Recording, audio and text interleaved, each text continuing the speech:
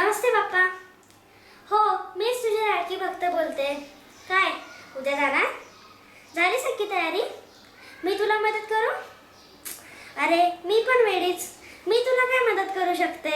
तूच आम्हाला खूप मदत करतोस. मला तुला एक प्रश्न विचारायचा होता. बघ त्याचं उत्तर बरोबर आहे का? सांगू ना रे बाप्पा. तुझं विसर्जन करतात त्याचं मला हे कारण वाटतं की जून, जुलै आणि ऑगस्टमध्ये अति पावसाळा असतो.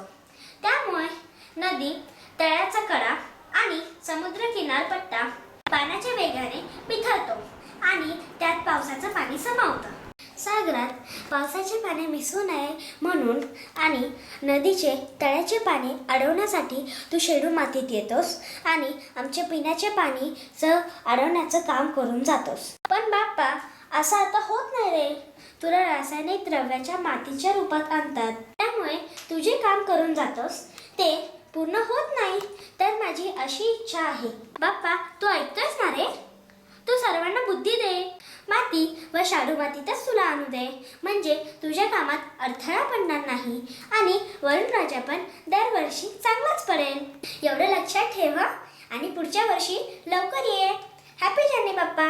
Bye bye.